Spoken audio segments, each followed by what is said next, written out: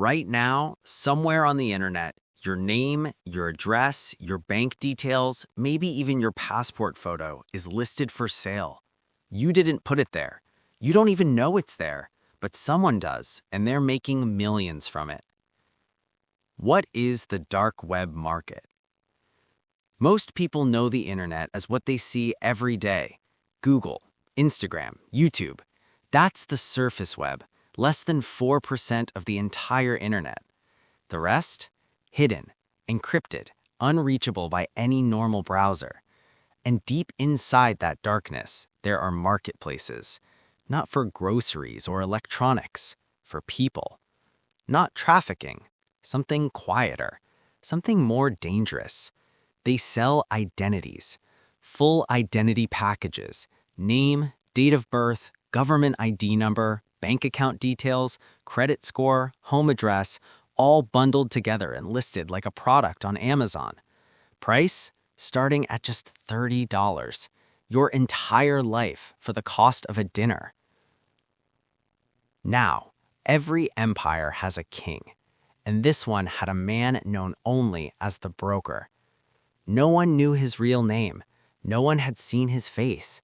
He operated from behind layers of VPNs and encrypted servers, digital smoke and mirrors so thick that even the FBI couldn't see through them. He didn't start as a criminal. He started as something far more ordinary, a bored IT technician, brilliant, underpaid, frustrated. One night after his third straight year without a promotion, he stumbled onto a dark web forum. Just curious, just browsing. What he saw changed everything. People were selling stolen data, medical records, tax files, bank logins, and making more in a week than he made in a year. He told himself he'd just look, just understand how it works. 6 months later, he had his own storefront. A year later, he had a network. The network grew. Here's what made the broker different from every other dark web criminal. He didn't hack. He didn't need to. Hacking is noisy. It leaves traces. It gets you caught. Instead, the broker built something far more sophisticated. A human network. Real people on the inside. A bank employee in one city slipping him account details for $200 a week. A hospital receptionist in another selling patient records, names, addresses, insurance numbers. A government contractor leaking passport scan data for crypto payments that vanished into untraceable wallets. Hundreds of insiders, all small leaks, all invisible individually, but together, a flood. And the broker sat at the center, collecting, packaging, and selling. Clean hands, dirty money. Meet the victim. Let me introduce you to someone. We'll call her Priya. Priya is 34, works as a teacher, saves carefully, never missed a bill payment in her life. One Tuesday morning, she gets a call from her bank. "Ma'am, there's been unusual activity on your account." She checks. 40,000 rupees. Gone. Transferred overnight to an account she's never heard of. She thinks it's a mistake. She calls the bank, files a complaint. Then she checks her credit report. 3 loans, her name, her ID, her signature forged digitally.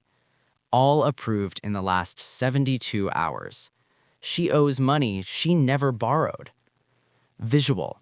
Victim stickman checking phone. Shocked expression. Red X appearing over her ID card. Numbers draining from screen. The spiral. This is what identity theft actually looks like from the inside. It's not a movie. There's no dramatic moment. It's slow, grinding, exhausting. Priya spends the next 3 months on the phone, begging banks to believe her, filing police reports that go nowhere, hiring a lawyer with money she doesn't have. Her credit score collapses. She can't get a home loan for the apartment she'd been saving for. Her landlord gets suspicious. Her employer asks questions. Meanwhile, the person using her identity, already gone, already moved on to the next victim on the list. Because to the broker's buyers, Priya wasn't a person. She was a product, used, discarded. And she's not alone. In the time it took you to watch this part of the video, 3 more people just became victims. Visual. Victim stickman shrinking, surrounded by paper or bills falling. 3 new victim stickmen appearing. Clock ticking. The scale of the operation. Now multiply Priya's story by 50,000.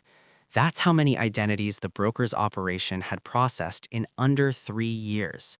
Doctors, students, retired government workers, small business owners, a 70-year-old grandmother whose pension account was drained while she was in hospital. The youngest victim on record from his network, 11 years old, a child with no financial history, which, ironically, made her identity more valuable. Clean slate, perfect credit, 0 suspicion. This is the part they don't show you in cybercrime documentaries. The human cost, the years lost, the mental health destroyed, the marriages broken by financial stress. All of it traceable back to one man in a dark room with a laptop. Visual. Montage of different victim stickmen, all ages, all backgrounds, numbers rising. Broker stickmen in the corner, still and calm. The buyers. And who was buying these identities? Not just criminals. That's what shocked investigators most. Some buyers were loan sharks opening fake accounts to launder money. Some were immigrants trying to build a new life under a new name. Some were people running from debt, buying a fresh identity like buying a new suit. And some were just teenagers who wanted a credit card with no limit and no consequences. The dark web marketplace had reviews, ratings, customer support, a return policy if the identity was already flagged. It ran like a business because it was one. The broker had built an empire no one could touch. 50,000 lives destroyed, millions made, 0 traces left.